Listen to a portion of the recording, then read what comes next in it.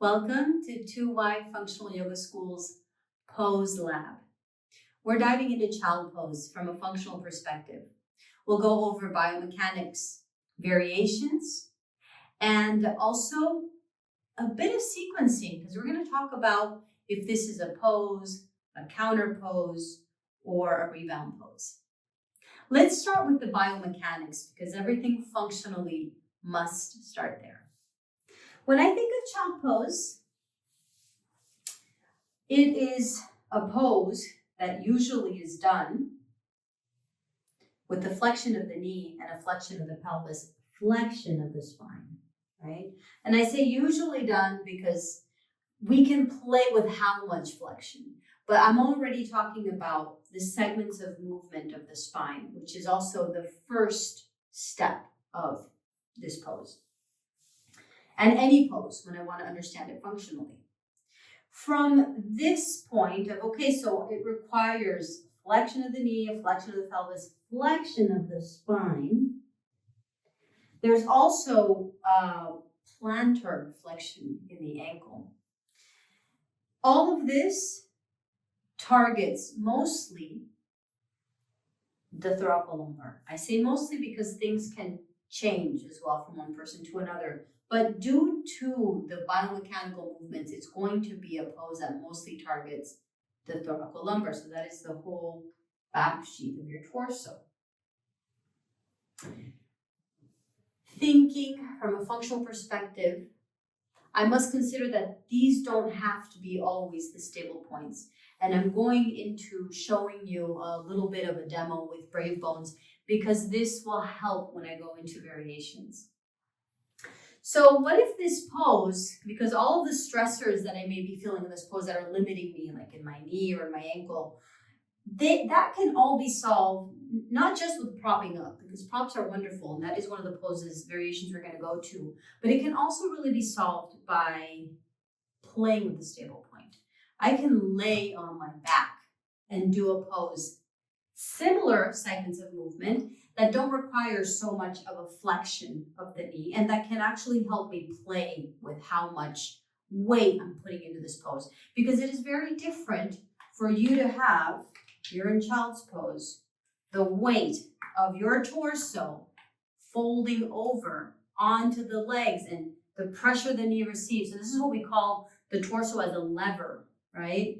It's very different to have the torso as a lever than, for example, laying on your back and you have the femur as a lever. So this is the force that is then bringing the stress on the thoracolumbar. That is our target area mostly in this pose.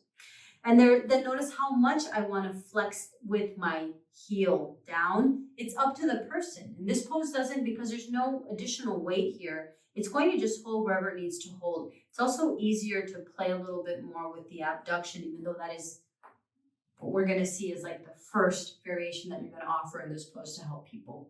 So playing with stable points, playing with, is it the torso as a lever that's bringing force into the pose, so it's helping to create the stress in the tissues, or is it the femurs?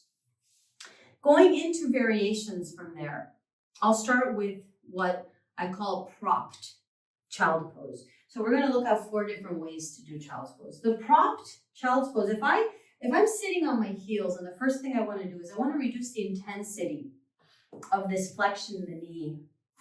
I'm going to lift my hips up. So I use a block. I sit on a block. And here I can play with also if my feet are out, which is I'm adding an internal rotation that slightly also goes into another territory of a pose. But all of this is for you to think about. If I want to keep it more, I don't want to go into this internal rotation of the femur, I want to keep it more child's pose, then you will actually have to bring those heels a little bit further down underneath your hips. And then do the knees go together or are they far apart? Sometimes it even helps more with that kind of stable point I just mentioned to bring the knees further apart. So as I mentioned before, just off child's pose without even the block, just separating your knees is a great way to start to help somebody relieve the pressure they may be feeling with the knees. So from here, I lift my hips up, and that's reducing the flexion in the knee. And maybe this is the variation that you're in. Maybe this is a good point to be in. I can, of course, prop myself up even more. I can use a bolster. I can lift. If you're lifting your hips, you're most likely going to have to lift the bolster as well, because if not, then I'm kind of asking myself to go deeper into the flexion from the pelvis, which may work for some people, but for others, they just need to actually protect and reduce the flexion at all points. You want to reduce the flexion that they're feeling from the pelvis, even from the spine. If I want to reduce the flexion, then that's when you're going to look more for that flat back effect, right? So all these are different ways to be in child's pose with the props, and that's our first one. If anybody has a big uncomfortable point here as well due to that plantar flexion, then you can, of course, place something rolled up underneath that ankle. So this can also really help. This is prop child's pose, and this is something that could be very lengthy as well. But functionally thinking, we often recur more to playing with those stable points as variations. So I'm going to leave that prop child's pose as, yes, you can prop your child's pose up. You can abduct the femurs, and that abduction may help you be more comfortable in the pose. But then, of course, we can play with the stable points, and that is something we do quite a bit. And I already explained it with brave bones, so now it's going to be easier for you to see what I'm doing, which is I lay on my back, bring my knees towards my chest, and then this is how I'm going to hold in child's pose. You can play with straps if you would like it to be a little bit more from that yin perspective. You can play with straps, you can play with the wall as well. You can put your feet on the wall, and that's a perfectly valid way to be in the pose. The flexion in the spine is also lessened if I'm using the floor as a support. So that is also true that then it's not going to, because this is also more of that flat back effect, right? But this is still very similar in actions down here without asking too much from the knees. Depending on the orientation of the acetabulums as well, just separating the knees is so much more comfortable.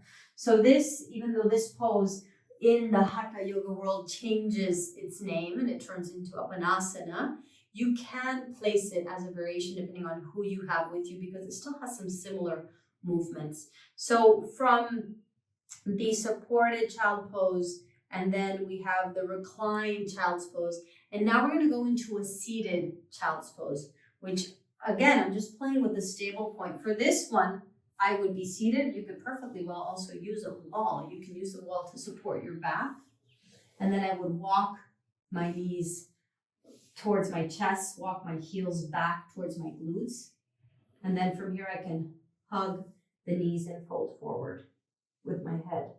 So the interesting thing about this variation is that now the stable point is actually slightly dependent also on what the torso and the legs are doing.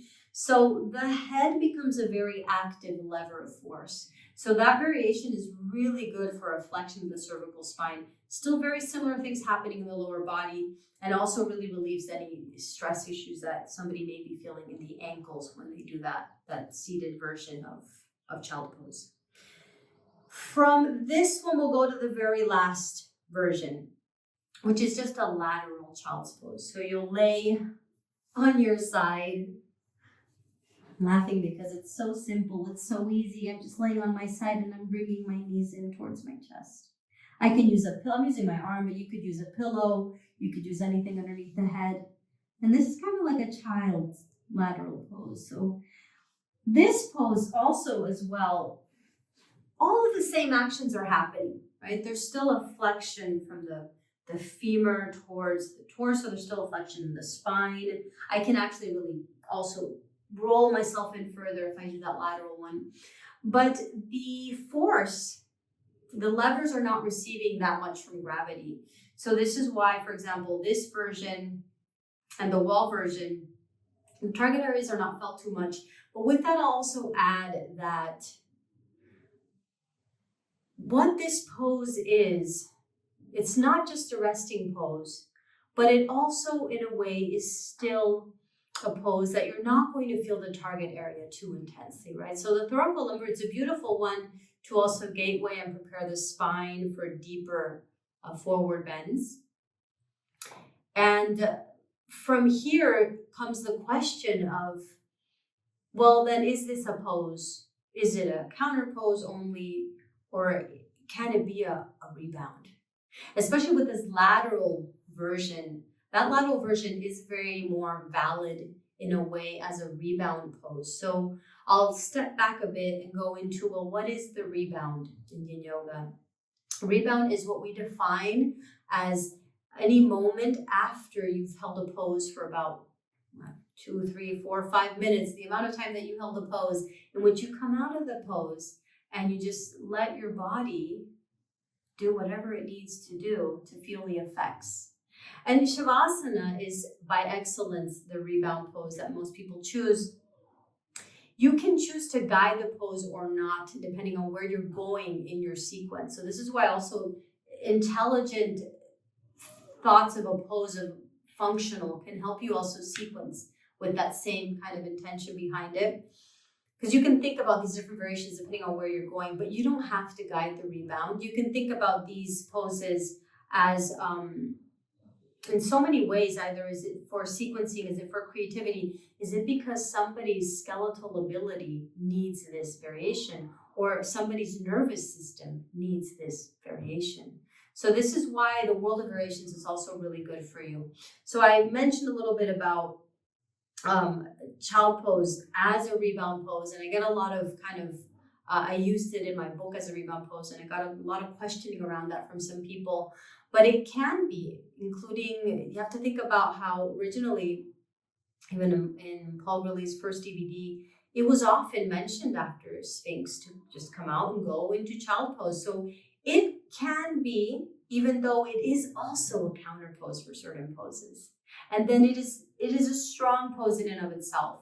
So it is also a pose, and you can use it in a class as sequencing as just a standalone pose. You place it somewhere intelligently thinking, for example, you're going to prepare somebody towards a deeper forward fold, towards a caterpillar, not because you always have to go deeper, but because you know, biomechanically speaking, that requires more of a segmented movement from the whole body, from the back sheath, much more than just a child pose, because a child pose focuses on the spine. So then you kind of bite-size things the way you're giving it into people. And this is going more, diving more into sequencing. Don't want to get off topic because we're talking about child pose and all the wonderful different ways to do this pose, to feel this pose, to enjoy this pose. Give these variations a try. Feel free to reach out to me if you have any questions around them. And I hope that with this, you've learned a little bit more about how to adapt this pose to different bodies' needs and how to see it as a lot more than just a resting pose. Thank you for watching. Namaste.